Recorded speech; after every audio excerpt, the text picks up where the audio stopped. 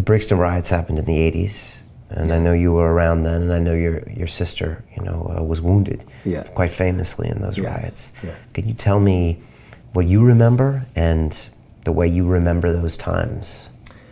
It was a time in 1985, this was, and it was a time when there were some tensions between the Afro-Caribbean communities and the police that has been going on for quite some time. And Brixton felt like a very volatile space for a while. We are so close to the center of London. I mean, in 15 minutes you can be in Buckingham Palace or Piccadilly Circus, so it's quite close.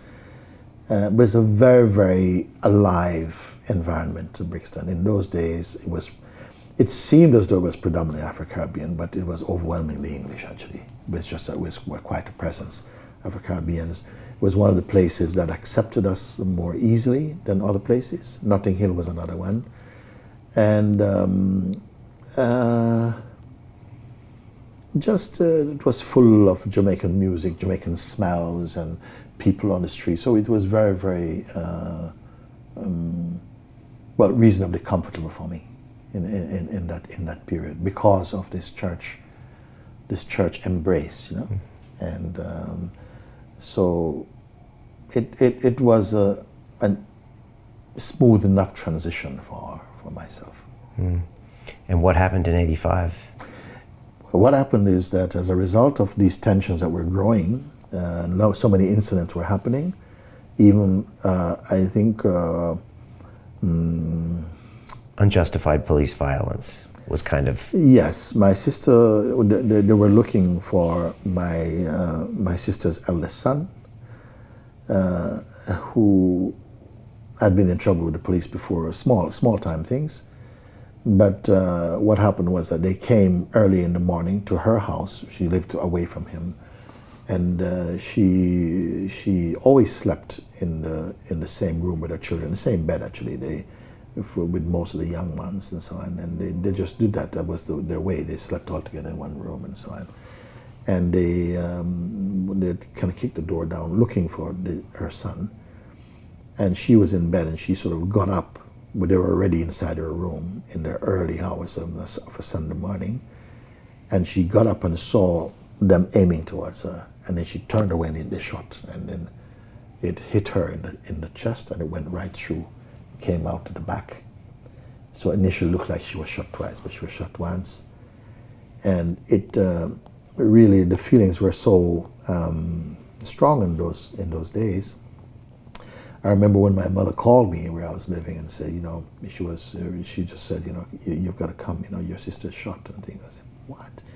Went down to the house. We got down to her house, and there were two police, a man and a woman outside the door. We went inside the house.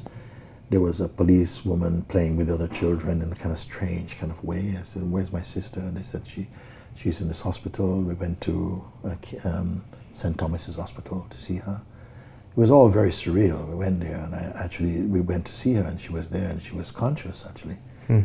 And she was just in a lot of pain.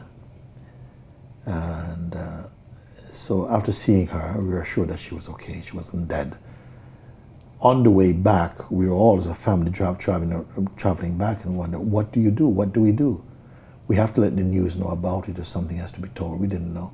But as I went back to our house by then, we arrived on the road, and it was just full of reporters and police and people, swarms of people. And so, well, how did this happen, And when my mother saw all of this, then she became overwhelmed. She started to cry and all those things. And the reporters were coming and trying to question her, but she couldn't speak. And so they spoke with me, and I was a more sober one. And so I spoke with them, and then they felt, oh, we're going to speak with him. So throughout this entire thing, I was the one that they were speaking with quite often. But when I went back home to my place, later on, 2 hours later, some friends came and said, listen, something's about to happen in Brixton because the air is very thick. You can cut it with a knife, the tensions are so strong. And I felt that I wanted to go and try and pacify the crowds, So I went down into the center of town, and Went to the police station. Already the police were on horse. Many of them were on horseback and shields and stuff like that, and riot gear and things. And I went to the top officer, and said who I was and said, listen, I can soften this. If they give me a loudspeaker, many people know me and everything. I can talk them down. And he said, no, it's too late for this and whatever. So what happened as we were walking back, someone shouted like, Cherry Gross is dead. Which is your sister? Yeah. And it was strange because I knew I'd seen her. But they said, they heard on the radio, Cherry Gross is dead. And somehow it was so strong that I actually believed it also. And it was right at that point, everything just went into flames, basically. It just went completely crazy. Wow. That was how strong the feelings were in people's minds and so on. Continue watching this fascinating conversation for free by clicking on the link below to visit our website, learn from the best minds in the world, and connect with a community of passionate people building the best versions of themselves. Just click on the link below, and I'll see you on the inside.